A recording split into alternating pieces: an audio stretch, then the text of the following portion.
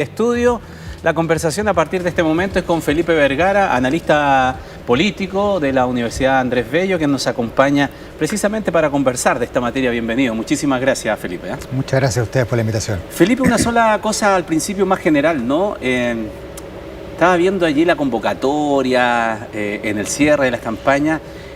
Son otras cosas ahora, ¿no? Las movilizaciones y las manifestaciones masivas antes eran como un termómetro antes de la elección. Me recuerdo quizá en tiempo de Ricardo Lagos contra Joaquín Lavín, quien llevaba más gente, se contabilizaba como si el poder de convocatoria en un evento de cierre anticipara incluso también como una proyección de los resultados, cosa que hoy día ya sabemos que es una cosa muy diferente. Sí, claro, antes era fundamental. Las fotos del cierre de campaña mostraba, era un hito de lo que podía realmente pasar. Pero eso con el tiempo se ha caído. No olvidemos que para la campaña del apruebo y rechazo, la primera reforma propuesta de Constitución, el apruebo llegó a congregar más de 1 millón de personas en la Alameda y el resultado fue totalmente opuesto al escuálido escenario que tenía en el Cerro San Cristóbal el rechazo, y los resultados fueron totalmente distintos a lo que se mostraba masivamente. Yo creo que hay público que va por los actores que están. Es gratis, claro. Y van buenos cantantes. Pucha, ¿por qué voy a perderme la oportunidad más allá de lo que decía o no el domingo? Entonces no es sinónimo. Por eso además los espacios se han ido estrechando. Si antes era la Alameda completa o era el Parque O'Higgins entero, hoy día se acotan para que se vea que hay más gente sin necesariamente que está allá. Felipe, ¿tú compartes la visión de algunos otros análisis que se hacen en estos días indicando que hay un grupo bien importante de personas que están tomando su decisión en este instante que por el hecho de ser voto obligatorio se mezclan allí personas que nunca han votado con otras que han votado esporádicamente, y esa es una masa muy importante que en definitiva puede ser muy importante en el momento de mover la aguja en la elección? Sí, de todas maneras, y más que en este momento, yo me creería que va a haber muchos que van a decidir su voto en la urna misma. Uno ve que el debate ayer lo vieron 4 millones de personas, que no es menor, es un porcentaje importante. Pero dentro del padrón de 15 millones, la verdad es que no es algo que sea extremadamente relevante, porque son los que habitualmente vemos los debates. Y los que no ven los debates, hoy día, que representan el 50% de la población que no ha votado en elecciones presidenciales desde el retorno a la democracia, va a definir muy posiblemente un porcentaje importante de ellos su voto al momento de ejercerlo. Antes decían su voto no votando. Hoy día, como es obligatorio, van a decir su voto con molestia, con indignación, y eso puede marcar un poco la tendencia en la urna misma. ¿Qué es lo que mueve más la votación cuando un país, después de vivir una efervescencia, de recuperar la democracia, de estar muy comprometido y compenetrado en la cosa pública, se va alejando de ello por distintas razones, se va desencantando también, va criticando mucho más las instituciones? El país puede progresar, pero tal vez no al ritmo que los mismos ciudadanos señalan.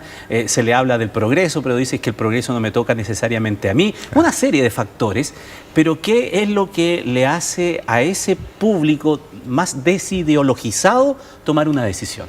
Claro, no hay duda de que el país ha progresado, pero no hay duda también que en estos años, desde el retorno a la democracia, las diferencias y las desigualdades son importantes. Entonces, obviamente hay un público que está desencantado de la política y molesto porque los compromisos, las promesas que se vienen repitiendo por año tras año y campaña tras campaña. Si uno ve los programas de ahora, posiblemente repiten mucho lo de 4 años atrás, de 8 años atrás, porque en el fondo son las mismas promesas que no han logrado cumplirse, y que hace que hoy día tengamos un país con un nivel de desigualdad importante.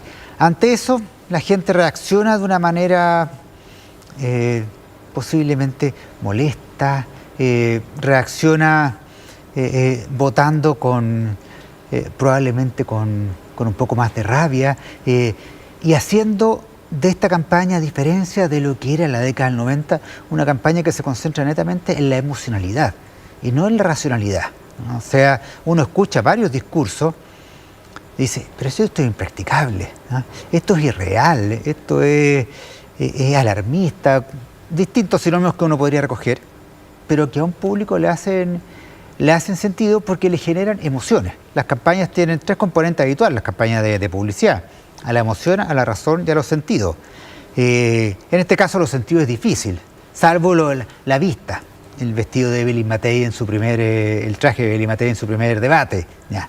Eso apela a los sentidos, sentido visual, atractiva, se veía y fue comentario. La razón cada día tiene menos relevancia.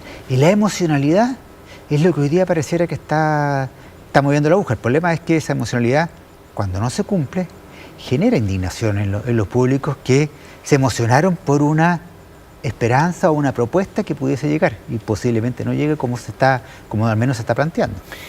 Se está volviendo muy dicotómica la decisión en el sentido de que, siguiendo esa línea, uno desde la razón se impone más la emoción en el sentido de decir más que voy a votar pensando en quien no me gusta, a quien más tal vez lo evalúo de una manera mucho más pragmática respecto de los contenidos que fomenta o que pregona. Sí, hay mucho del voto útil, posiblemente más se va a ver en segunda vuelta, pero a diferencia de elecciones de primera vuelta anteriores, donde uno a veces se podía dar el gustito. No sé, voy a votar por X persona porque me cae bien, porque sus ideas pueden ser interesantes. Hoy día no, hoy día pareciera que el voto emocional a los candidatos más pequeños no se da y se está buscando y propiciando el voto útil porque la pirámide de quienes van liderando está muy estrecha. Entonces ya el voto no es indiferente para un porcentaje de la población y eso puede mover bastante la aguja.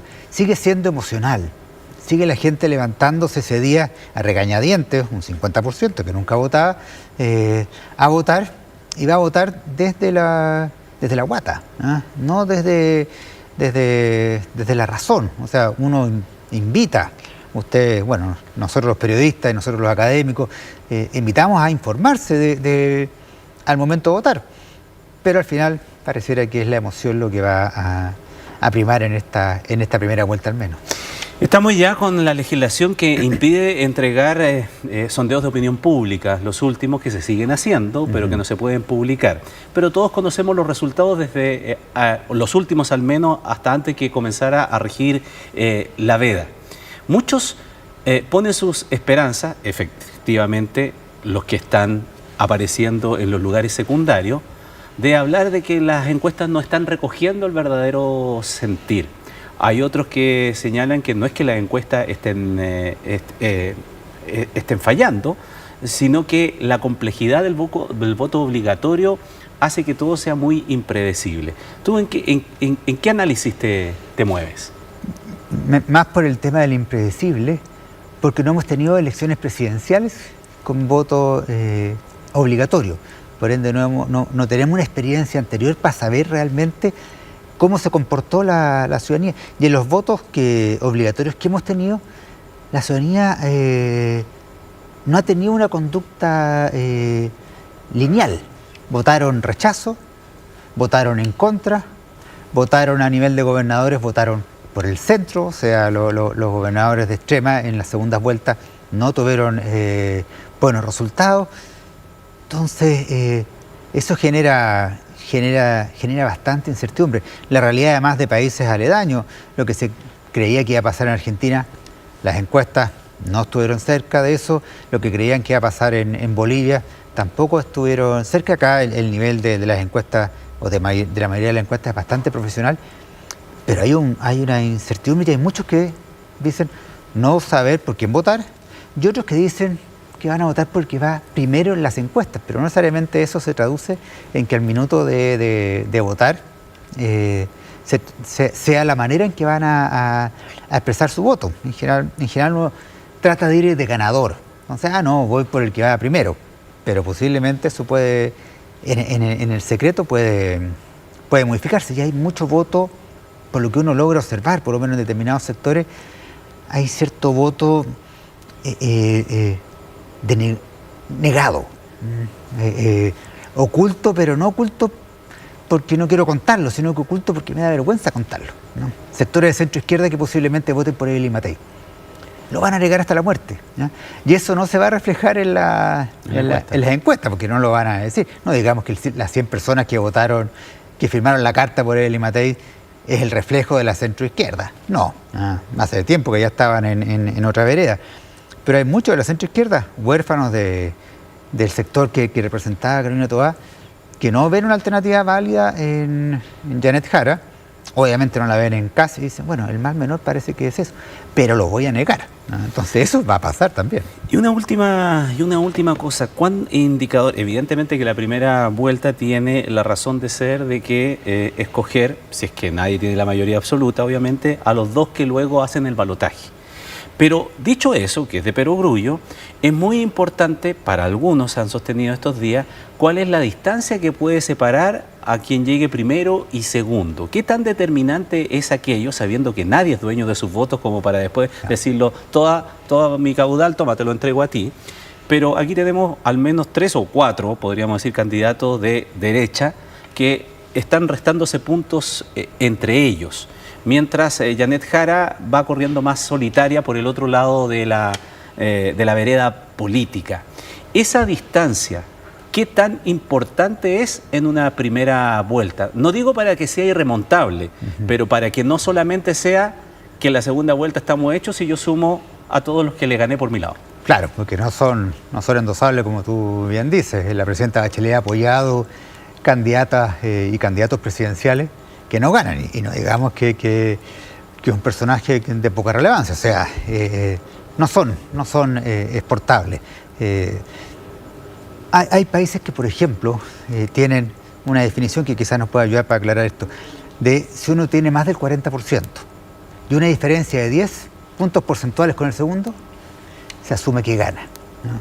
Supongo que hay estudios detrás.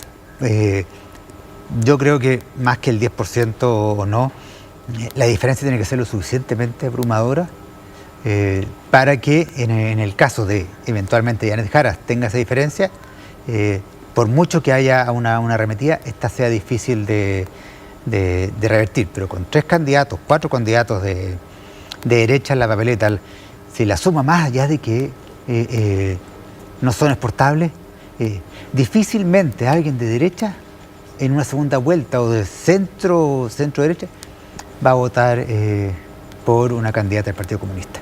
Entonces, como los candidatos son de polos demasiado opuestos, finalmente van a terminar votando por quien sea el mal menor, aunque no lo representa al 100%. Y eso lo hace más complejo para Janet Jara en una segunda vuelta. Bueno, la primera prueba de fuego es este domingo. Ahí sabremos ya cómo se resuelve esto en la primera vuelta, y ahí podremos seguir haciendo análisis de lo que va a ser, porque esa es otra elección. Claro, los discursos son todo distintos, es política ficción hasta ahora. Todo en realidad no parte de cero, porque tenemos este guarismo, pero en rigor los mensajes, la estrategia y todo aquello se define a partir de lo que se resuelva este domingo. Siempre ha sido así. Muchas gracias.